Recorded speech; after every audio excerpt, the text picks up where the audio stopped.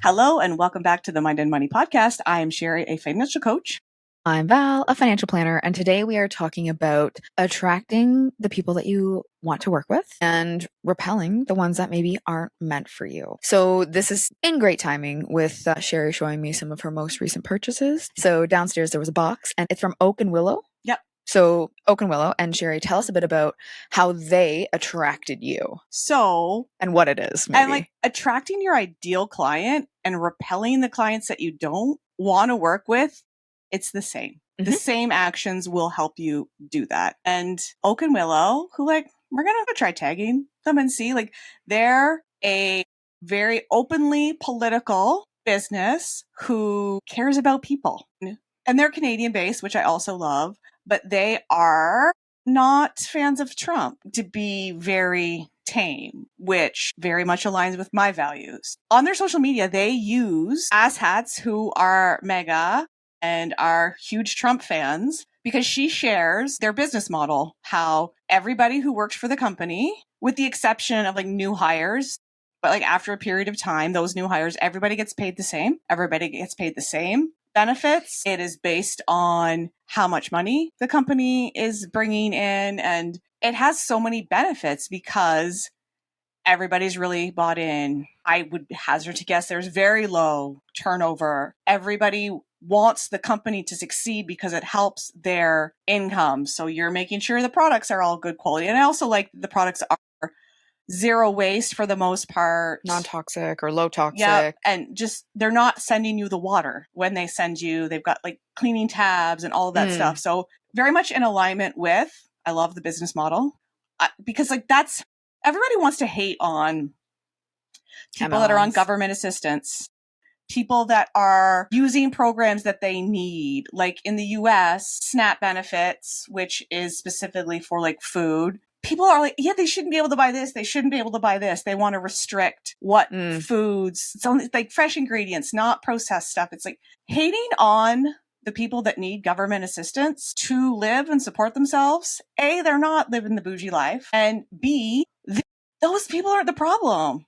I read a few articles around how one of the biggest employers, who is Walmart, a high percentage of their employees are on SNAP benefits. So it's the problem isn't the benefits. The problem isn't that those people aren't working. The problem is the top heavy, that they're not being paid a livable wage because maybe unpopular opinion, but I think somebody working a full-time job should be able to live a reasonable life regardless of what that full-time job is. And that is not the case. Even some households that are working 2 full-time jobs aren't able to pay their bills and live a decent wage, and they're dependent on government assistance. And it's not those people that are taking your tax dollars. It's the big corporations that the owners and the CEOs aren't paying tax dollars, or the grocery stores who are making profit hand over fist, and their profits are increasing significantly. This is turning into a rant. But so this company shared a lot of aligned values outside of even the product that they sell. It was about the company structure, their beliefs, their values. So Sherry not only was attracted to the product and it felt in alignment, but everything behind the scenes also was in alignment, and they're openly sharing about it. So when it comes to running a business and sharing about who you want to work with and who you are, because a lot of the times, even if you do sell a product, chances are, not always, but there's another product similar out there in the market. So why are clients buying from your company? Why are they coming to work with you? Social media is a big conduit for that. Showing who you are, right? I'm assuming that's where you saw TikTok, I think was. Yeah. Yep. Yes. Pull me back in, Val. Pull me back in. And yeah, that's a good point where I would think a lot more of these things would be related to service-based businesses, like businesses like we have, where we're supporting people through conversations, and less for product-based businesses. But this purchase really highlighted that that's not necessarily the case. And she'll often use hate comments to spark conversations and create content. And then we'll offer discount codes to be hey, if you are angry that this person said this, use this discount code and help piss him off even more by us being able to use his hate comment to generate content and business. So it's like, and Val really nailed it. It's by sharing who you are and what you believe in and just like being you will attract the people you want to work with and repel the people that you don't. And I know for a long time in business, I sat in the like, well, I don't want to repel anybody. I just people pleasing, want to make everybody happy. And I don't want to work with anyone. I want to be able to help everyone. But really, I don't. And the flip side of that coin is that not always will all of your clients be 100% in alignment with you. And that's okay too. But there is some boundary in there where it becomes too opposite for the relationship to be successful or healthy or productive. So like there's clients that may not share all of my values and beliefs, but we still work really well together. And it's sometimes figuring out what's that line. And of course, we're going to flip this back to money, because when you know who you are, when you know where you are financially, and when you've put in systems to create stability in your business, you can then have more power to be having a conversation sitting across the table with somebody who's basically waving a giant red flag about how they're going to be somebody you don't want to work with. And you're going to say yes anyways because of that like financial uncertainty and that just like, oh, I need more. Yeah, I have to take them on. I have to take them on. The power to say no. Damn, that's powerful. And when you're having those conversations, that intro call, whatever that piece is when you're meeting someone for the first time, it is that vibe check. Do we enjoy each other's presence? Does it feel right? Or did they leave me feeling drained and they're not a good fit? Our gut has a really good indicator. Like if you also have ADHD, our gut is our superpower, but the challenge is then figuring out how to trust our gut and believe that it's a superpower and not second guessing ourselves. Because when somebody turns into that like frustrating or even that nightmare client, we can look back and be like, yeah, like we saw this coming. There was signs. We fucking ignored those signs hardcore. Yeah. And just like your ideal client is probably going to slowly evolve over time. And you might hear a lot of pressure around like the earlier you are in business, you nail down your ideal client. And we think certain things. We think age, demographic, but it's like aligned values and political beliefs. And do you have common interests? And you might think, well, having common interests doesn't really, like, why would you want to do that? But a lot of my clients are runners. So that can be very inspiring, because when a client is like, well, I want to spend $2,000 to go run the New York Marathon, somebody who's not a runner be like, it costs how much to do what now? Like, oh, cool. How do we do that? I think that niche was a big buzzword for a long time. Like, what's your niche? What's your niche? You need to, and I'm maybe saying it wrong. I've heard it said a couple different ways. I think niche. Fight me on it. So when it comes to that, sometimes we can get too far into the weeds.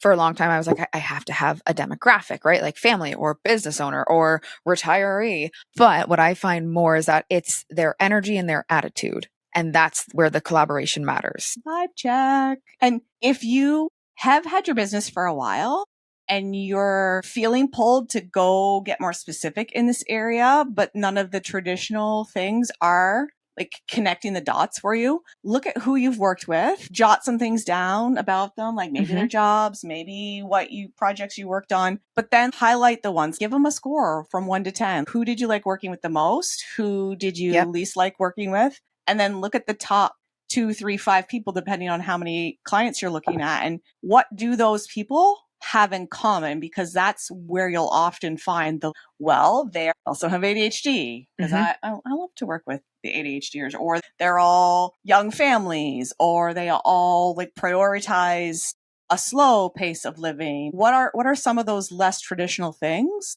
that they have in common? And that can help you, like, narrowing that down helps you helps you design things in your business. Yeah. And with your messaging. Yes, 100%. Yeah. And with what you're sharing about yourself too. I think that's a big part, is that whether it's early on or currently in business, we're a little nervous to share certain personal things because we don't want to scare off clients, but it's not scaring them off. It's just becoming clear on who we do want to work with. For me, and a big change was swearing. If you've got some time and you scroll all the way back on my social media and you look at the videos, I was very like minding my P's and Q's, and I probably did 7 takes of the video and didn't say a lot of the things that I would have in a real client conversation. And then through a coach that I was working with at the time, she's like, excuse me, Sherry, I know you because we've spent time together like in person and on these video calls. And I know social media you, and they're not the same person. What's up with that? And then I went into like, oh, well, but she's like, bullshit. And then I started to pivot and then started to have your people. I started to have my like book, like a free consultation, and they'd be like dropping the F-bomb in the first sentence. I'm like, I love you. Can we please work together? Because it's just like, they're comfortable to do that because they know who I am. And if they're comfortable to do that, they're comfortable to share. If I ever had tidbits of conversations that I had with people that I just met, the things that they share with me, which I so appreciate, other people might be like, oh my, like first sentence was how much debt they were in. Right. But you kind of enter those conversations when you do find someone through social media, typically that you connect with a lot of trust because you feel like you know them already, which is what one of our guests said today, actually, was it was super comfortable. And it was, I already feel like I know you from listening to our podcasts. Yep. And it's a great episode, but it probably doesn't have any video because I've fucked up. Okay. So friendly reminder, be kind in your mind and treat yourself the way you treat a friend. Yeah, because we had to turn the video off because Val had some internet issues when we recorded virtually. And then I just thought that the video would turn back on, but it didn't. So we recorded 3 more episodes, one being a guest episode with no video, and I don't like it. It's okay. Go follow Amy Jones Nutrition to make up for it. I feel specifically bad about the guest episode, but I also like doing little video clips, and you can't really do that without video, but. So with this piece too, I think a lot of the professional industries similar to ours is it's transitioning to, they want to see the person. They don't want to necessarily see this perfect professional. They want to know that you're like them. You are human. You make mistakes. You have a history. You aren't perfect. And in a lot of the circles that I'm in right now, it's lawyers talking like this. It's a transition from I have to be on and perfect and wear this and act this way. And then when I'm out of the office, I'm a totally different person. Like, no, people actually want to know your human side in the process of working with you. And I find that they really want to know a bit of the personal, like, what do you do outside of work? Just like little glimpses. And it's got to be what you're comfortable sharing too. But it's just like, if you want people to trust you, and think about if the situation were reversed, if you're looking for somebody or even products, what are you looking for as indicators that you're going to reach out to a service provider or purchase products from a specific business? And when you understand what you look for, that can often help direct you in what you put out there as well. So there's lots of different ways you can do this, and just like be yourself. And you don't have to go from like 0 to 100, but just start to gradually shift. If you're like, my image here is all professional and that's not who I am. Yeah, just as a real planting person. Seeds. Yep. Who do you want to work with?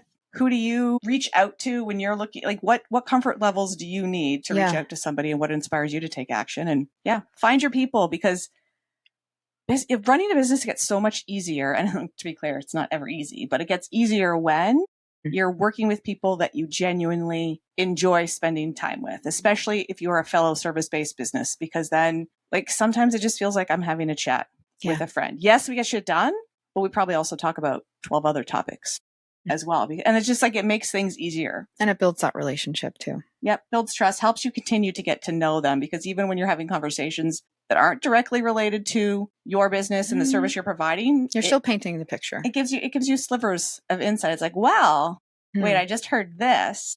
Yeah. Like, we don't have this included. Let's go back in to your that. budget. How do we work that in? So just know that there is somebody out there who you are the exact person that they need in their life or in their business. And if you don't let a little bit of yourself out, you are not going to pull those people in and like shove the people out that you don't want to work with. You're missing a lot of boats if you're not turning the light on in the lighthouse. Oh, I like that. Yeah, we haven't had an analogy. It's been a while. We're not going to put a million analogies, but it's like we just keep trying to one-up each other's analogies for the next hour. Like, it's like, are you casting a net out into the whole ocean and just pulling in whatever fish comes in? Or are you like got a very specific lure to attract Yes. the exact thing you're trying to pull in, as somebody who hasn't fished since I was 5. Yes. And has no business sharing this analogy. Big fisher girl. Big fisher girl. No, not at all. So it's like, find your people by being you, and be okay with that